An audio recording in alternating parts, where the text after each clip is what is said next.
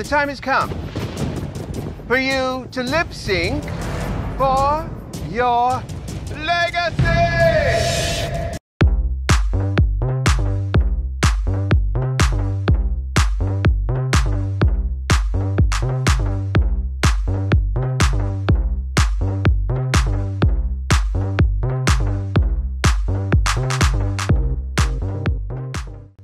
Yan ang tila maririnig ngayon sa kalagitnaan ng Quezon City, Cubao, BGC at iba pang matataong lugar sa Metro Manila.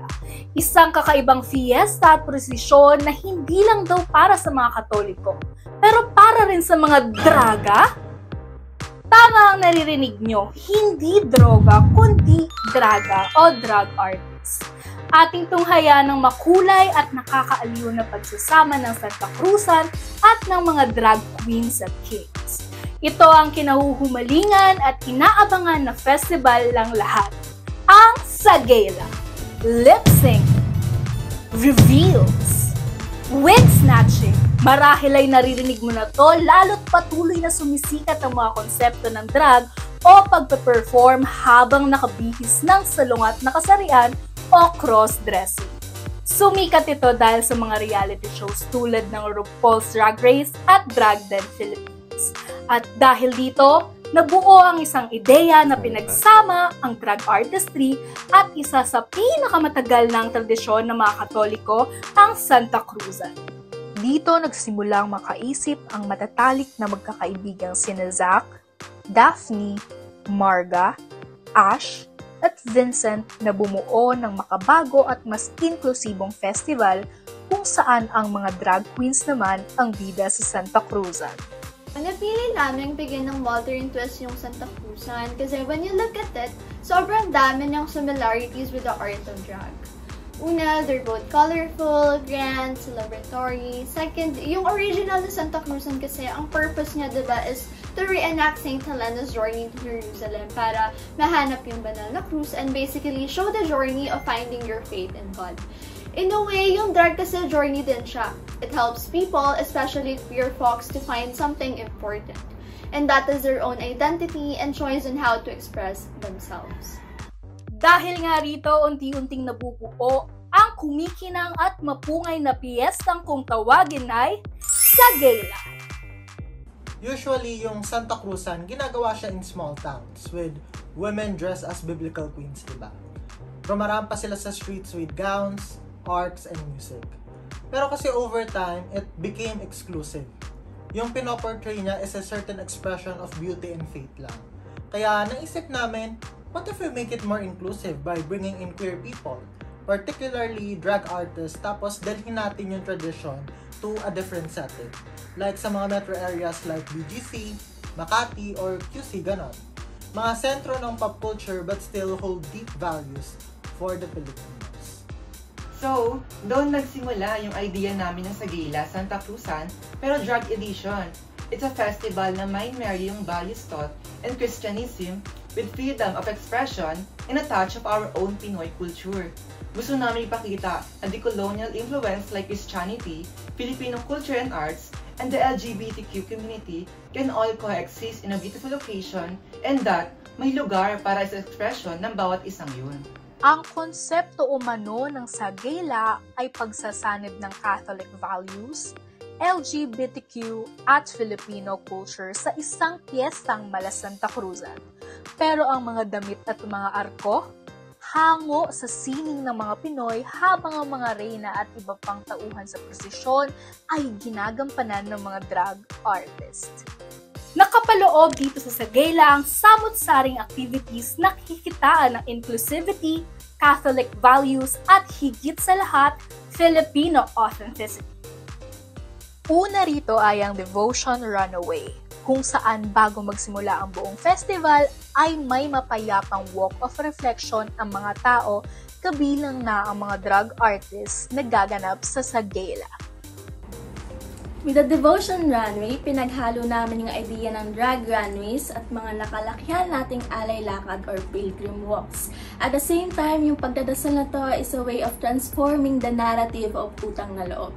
With this devotion walk, we hope to show na pwede nating i-recognize yung kabutihang ginawa sa atin ng mga tao around us and ni Lord in a grateful manner and hindi in a way na panunumbat. Devotion Runway din, sinusulong namin yung Filipino idea of pakikisama by changing and breaking down the wrong stereotypes about queer people and drag artists para mapakita na pwede natin silang makasama sa pagsasabuhay ng Catholic values na nakalakihan natin. Siyempre, mawawala ba ang mismong highlight ng piyestang ito? Tinagurian nila itong Santa Cruz Lake. Ito raw ang kanilang reimagined version ng prosesyon ng Santa Cruzan, pero mas inclusive at mas pinabongga pangaraw. Paano ba naman ang kasuotan ng mga nagpuprosesyon? Talagang tatak Filipino fashion. We made sure talaga to make our Santa Cruz sleigh a literal sleigh by highlighting the Filipino excellence. Kung sa typical na Santa Cruzan, yung gowns nila wala masyadong deep meaning. With our version, ginawa talaga naming fit for a more inclusive community siya. Kaya makikita nyo yung mga gowns are made by Filipino designers at yung mga detalye ng gown, sinigurado namin that it reflects Pinoy art. Makikita nyo yung pattern ng gowns ay hango sa indigenous fabrics natin katulad ng Inabel sa Ilocos, Tinalak ng South Cotabato, Pinya ng Aklan, Pinaul ng Maguindanao, Matadyong na Antique, and even Jeepney art style and so many more. Ang goal namin with these gowns ay maipakita na ang festival na to ay hindi lang inclusive on the gender aspect, but at the same time, kabahagi ang indigenous na kultura at sining natin sa Pilipinas. Pati nga rin sa mga likhang arko at musika ay mararamdaman mo rin daw ang pagka-Pilipino. Pagdating sa arko, mga madalas natin makita parang gowns ng typical na Santa Cruzan. Not necessarily representing our Filipino heritage eh. Kaya in-upgrade namin siya. At this time around, yung arcs inspired yung design niya with Filipino craftsmanship, katulad ng paeti wood carvings, sari manok, okir ng mga Maranao, at marami pang iba. And since within Metro Manila gaganapin yung festival namin, this is our way of bringing the beautiful indigenous art of our country into urban spaces para lalo nating makilala and mahalin yung sarili nating history and culture. Even yung music, although yes, Tagalog Catholic songs pa rin siya, hinaluan namin ng paggamit ng mga instruments sa bahagi ng kultura natin katulad ng kulintang, kutiapi, agong, tambuli, kasi this is our way of pagbibigay buhay sa sarili nating history. This is to help Filipinos realize na even before makarating ang mga Kastila at ang Christianism sa Pilipinas, may mga musical instruments na tayo, and with Sagela, mabibigyan na ng spotlight yung pre-colonial culture and arts natin, and hindi lang siya matatabunan ng impact ng colonialism. Ngunit isa sa pinakamahalagang bahagi ng piyesta ay ang Biyaya de Bayot o di umano ang pagbibigay ng mga drag artists ng mga regalo sa mga maralita at hirap sa buhay sa mga daraanan nitong siyudad. With Biyaya de Bayot, inspirasyon namin yung kanta ni Glock 9 na Serena at sinabi doon na dahil kung minsan mas lalaki pa sa lalaki ang bakla. Madalas sa society kasi natin yung kalalakihan, mostly straight men, sila yung tinuturing na dapat provider. But with our activity, gusto namin pakita na kahit kami mga bakla, mga bayot, kaya namin makatulong na mapagaan ang buhay ng isa't isa. Sana makita nila rito na kahit na walang pinipiling kasarian o paniniwala ang pagtulong. Sabi nga ni Mama Pao sa Drag Race, puso, puso at puso pa rin. Pinagpatuloy namin yung alam nating bayanihan by giving to those less fortunate and show a sense of community na bakla man, drag queen o drag king man kami sa inyong paningin, may puso kaming handang maging matulungin. Pagkatapos ng mahabang selebrasyon ay isang energetic at gag-worthy nga raw na selebrasyon ang magaganap. Hango sa konsepto ng sayawang bayan sa mga probinsya, lalo pa itong pagagandahin sa tulong ng mga drag performance ng mga drag artists sa ating bansa. For the conclusion ng piyesta, gusto talaga namin bongga at pasabog siya. Kaya nagkaroon kami ng sayawang bayan with drag performances to celebrate joy and life's blessing, which is isa sa mga turo ng Christianism na pinagmula ng original Santa Cruzan. Ibinahagi rin ng may likha ng Sagela kung bakit mahalagang malaman at maranasan nito ng mga tao. Santa Cruzan itself, in a way, is already drag. There's dress up, perform virtues, and show the beauty of faith sa pamamagitan ng art.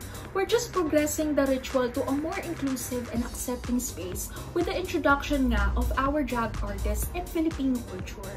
Natin kasing sirain yung close-minded ng mga ideya ng iba tungkol kay God and sa Christianism. Pinapakita namin sa Sagela na God loves everyone and anyone, regardless of your gender identity and expression. Siyempre, kasama rin ito, gusto namin paangatin pa yung Filipino culture kasi nakikita naman natin na very Eurocentric yung Christianism. Kaya with our festival, mas ginawa natin siyang Pinoy. Mas ginawa natin siya na nasasalamin yung history natin, musika, sining, at values natin even before we got colonized. Tsaka di rin mawawala yung goal namin na ipagpatuloy yung kultura natin ng pakikisama and show resilience in a different light. Kilala tayo bilang resilient, yes, but with Sagela's inclusion of LGBTQ and Filipino culture, we're showing na kahit na-colonize ang Pilipinas o kahit inaapi yung mga bakla, we'll rise again with a smile on our face. Ngunit sa bawat bagong ideya, may mga taong matutuwa at mayroong ding magtatanong. Sa likod ng kakaibang Santa Cruzan na ito, ano nga ba ang pulso ng mga tao? Nakapanayam namin ang ilang super fans ng drag dito sa Quezon City at ilan na ring mga devoted Catholics para alamin ang opinyon nila sa Sagela. I've heard it nga from Twitter. Kasi nga diba, may pakpak yung balita, yung bakla may Twitter. Tapos nalaman ko pa tong Sagela, sabi ko talaga, eto na talaga yan. Kasi dati parang ang hirap makahanap ng inclusive space para sa aming mga queer, para ilabas yung totoong kami, tapos i-celebrate yung faith na meron sa atin. Tapos parang ang saya lang kasi pinagsama-sama yung mga favorite icons namin and favorite drag queens and kings namin. Kaya very sa akin to, kaya 10 out of 10 to sa akin. So yung na-appreciate ko talaga dito yung pagka-Pinoy ng mga costumes. So kumbaga may inabel, binala, and pati yung jeepney art na parang hindi lang basta glam. Tapos yung arch na rin actually this time. Alam mo na Pinoy talaga siya kasi may oak here, tsaka may wood carvings. Tapos di rin nawala yung reason bakit natin minahal-lahat yung drag sa Pilipinas, which is performance and self-expression. And for me I respect that kasi makikita mo talaga na ginawa siya hindi lang to show drag itself, but also parang reclaiming na din ang identity rin ng mga bakla at of course, ng culture natin as Filipinos. And hello, kung si Mama Mary nga di ba, ina ng lahat, edi tanggap niya rin tayong lahat. And yung on a serious note, nakaka-empower siya kasi syempre dati may limit lang tayo kung sino lang yung mga pwede sumali sa group ng event, diba? And ngayon, ang saya lang na lahat, nakikita natin na merong connection with God and Mother Mary. And nabubura yung stigma and na iisip natin lahat na pantay-pantay tayo sa lahat. Pantay-pantay tayong lahat sa harap ng Diyos. Kung ang mga drag superfans ay talagang excited para sa Sagela, ang ilang mga Katoliko naman, bagaman bukas si ideya, may agam-agam din. Totoo lang, medyo bago talaga sa pandinig ko. Pero kung yung mensahe naman tungkol sa pag-ibig, respeto at tulong sa kapwa, bakit hindi? Yun kasi tinuturo sa Bible sa simbahan. Siguro, hindi na naman kasalanan ipakita yung pananampalataya sa makabagong paraan. Basta alam ng piyesta, tsaka mga nagdarag na hindi babasta yung Santa Cruzan, okay na yun, walang problema sa amin. Ano po yung drag queens? Mga nagko-crossdress po na performers. Ako naman po kasi, lumaki ako sa nakasanayang Flores de Mayo. Kaya nung narinig ko po itong bago, syempre, medyo alanganin ako. Pero kung hindi naman binabastos ang simbahan, at mas pinapahalagahan pa nga yung kultura nating mga Pilipino, syempre okay na okay ako doon. Basta alam kong nandun pa rin yung respeto, yung pananampalataya, walang problema. Dahil kung sa dulo, syempre, mas marami silang natutulungan at napapasaya, wala namang masama doon. Masaya ako basta walang natatapakang dignidad, papalalaki, babae, bakla, tomboy, o drag queen, hindi kaya wala dapat tayong problema. Sa panahon ngayon kung saan patuloy na nagbabago ang pananaw ng lipunan, may mga tradisyon pa rin tayong pinangahawakan, tulad ng Santa Cruzan. Pero paano kung isang banal na prosesyon ay sabayan ng kulay ng sining at ng pagkataong totoo? When creating this festival, we know na hindi agad siya maiintindihan ng lahat. But trust us that we created this because we believe that there is a room for us to celebrate our Christianism along with our own Filipino culture, art, and music without taking compromises. Huwag sana natin agad-agad husgahan ng mga gantong modernong interpretasyon ng mga nakagawian nating mga Pilipino. Ginawa namin ng Sagela not to be a caricature of Catholic traditions. Hindi ito parody, hindi rin ito pangungutya. Ito ay pagpapalawak ng kung sino ang pwedeng magpahayag ng pananampalataya at kung paanong ang Diyos ay kayang makilala sa iba't ibang anyo. Mga he, she, we, they, them. Sana mag-give nyo ng chances na manos ng bongga at ma-experience ng Sagela. And everything nice. Hihi, well. It is our way of bringing up what's innately part of our culture. Kasi if you remember our history, bago pa dumating yung mga Espanyol, we already had cross-dressers na may mahalagang gampanan sa culture natin. And with Sagela, we're trying to revive that idea on a modern setting kasama ng pag-improve sa iba pang facets ng kulturang Pinoy. Itong festival namin is not just about beauty. It's also about extending the love of God to a more inclusive space. And of course, uplifting our own culture, our own arts to show that queerness and self-expression of our identity can coexist with the Catholic beliefs sa bansa natin. Ang makabagong ideya tulad ng Sagela ay pahiwatig na hindi natin kailangan mamili sa Kristyanismo at kultura, na kaya natin itong pagsamahin sa isang magarbo, masaya at malikhaing pagtitipong-tipong binibigyang buhay ang ating sining, musika, tamang asal at kanya-kanyang pagkakakilanlan. Higit sa lahat, ito ang patunay na katulad ng Kristyanismo, ang kulturang Pilipino natin ay buhay, humihinga at patuloy na nagbabago kasama ng ating lipunan. Na ang mga paniniwala at ating pagkatao ay pwedeng magsama, magtagpo at magliwanag ng sabay.